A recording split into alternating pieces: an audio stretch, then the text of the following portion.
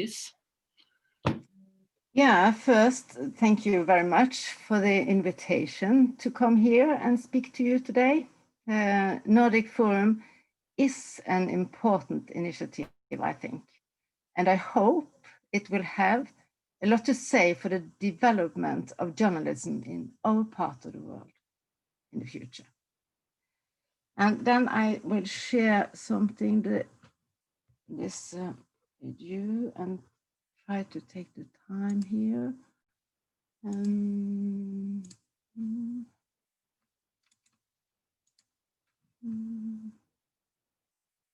you see my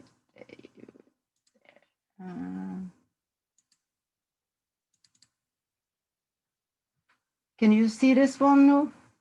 The presentation? Yeah. Yes. Then we start from the beginning. Because it is almost a bit symbolic to talk about constructive journalism on a day like this, since it is the first day in 4 years without Donald Trump being president in the US. What will it mean for the world, for the United States and for democracy? It takes us straight to the heart of what we all here are concerned about, I think, journalism and democracy. This man, he was a former editor of the site and a chancellor of Western Germany. I think you know about him.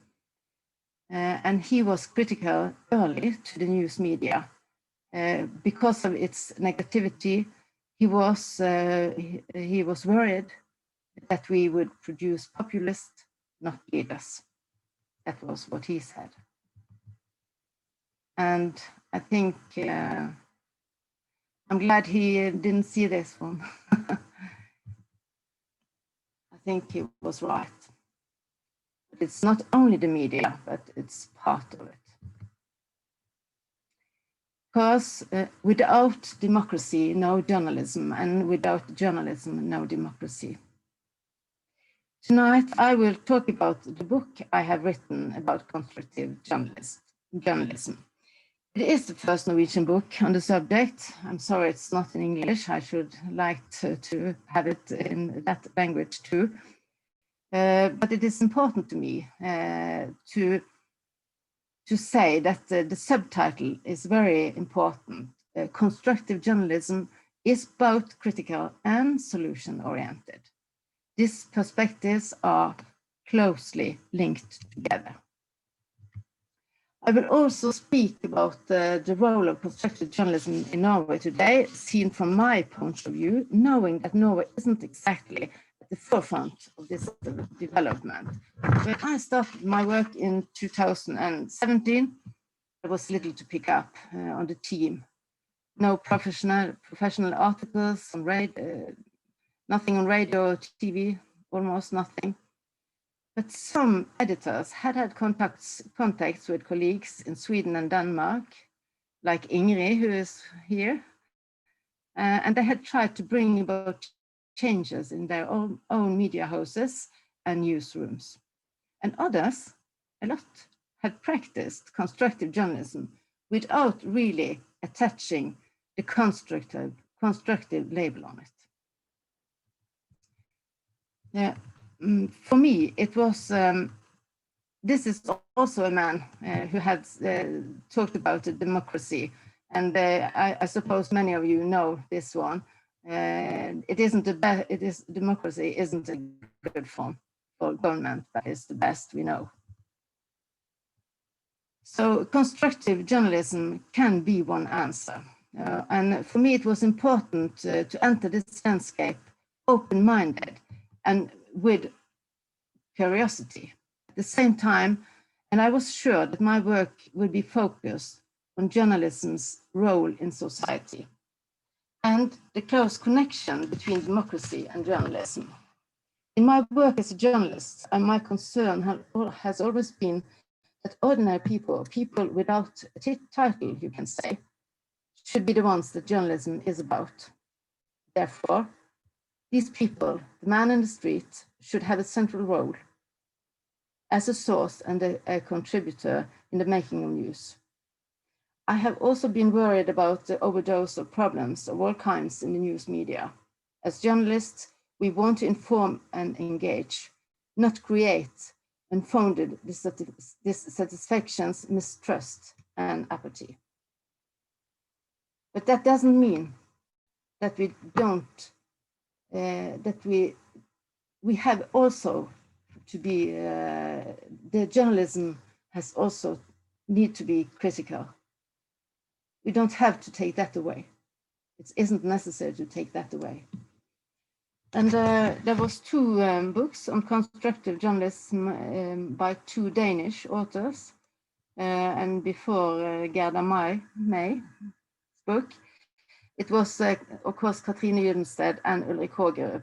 Their books inspired me to start writing.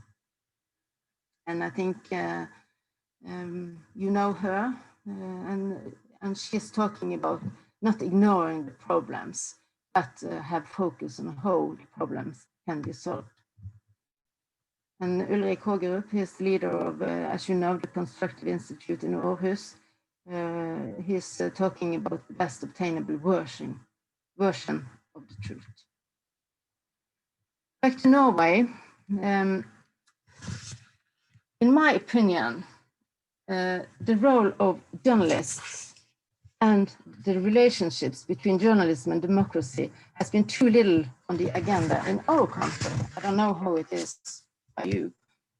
And this press ethical norms came in 1975 in Norway, and it hasn't been changed since.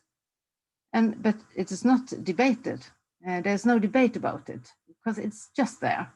So I hope for more discussion about our role.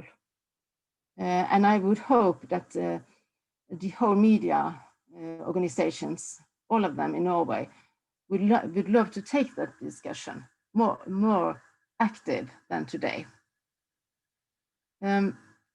Because we have to discuss this existential things like, why are we actually journalists? What is the core of our role? What is the consequences of our work, our contact with the people, and what are the consequences if we are not sufficiently concerned about and aware about the unintended consequences of journalism, like this.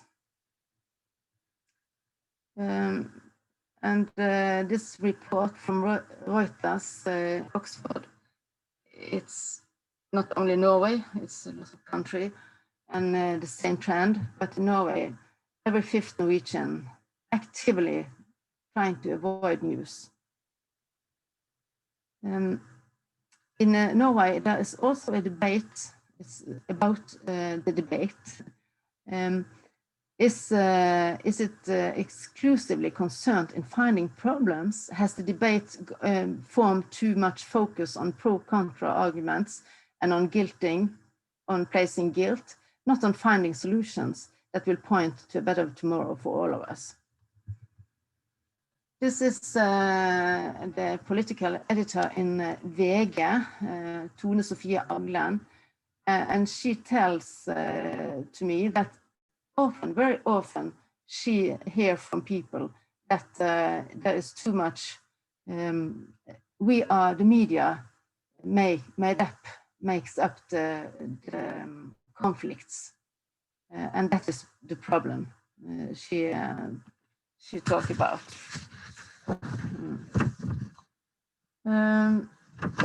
There is no common or standard definition on what is specific about constructive journalism. And when I started the work, I was frustrated on that matter, trying to find something that could give me answers, but I didn't find. So some say that it's good, it's fine. Let us find out while we are walking what constructive journalism is going to be.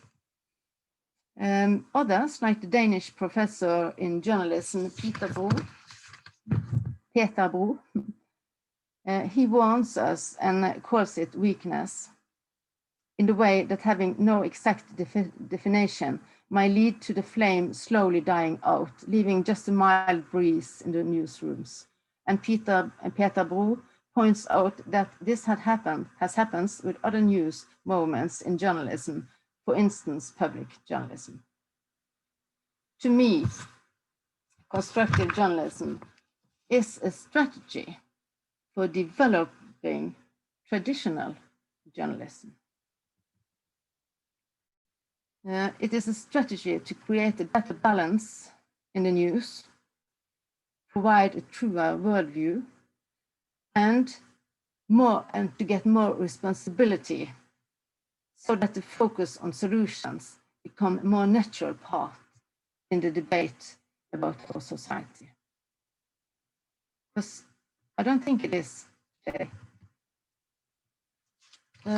When I working with the book, I was hearing in Denmark that there was a lot of discussion about it, and I expected to find it in Norway too. But like you can see here, Irene Halvorsen, chief editor in Nationen, she said that if we don't tell what we have achieved, we may lose it. So we have to tell more about the good things in society, not only the bad things.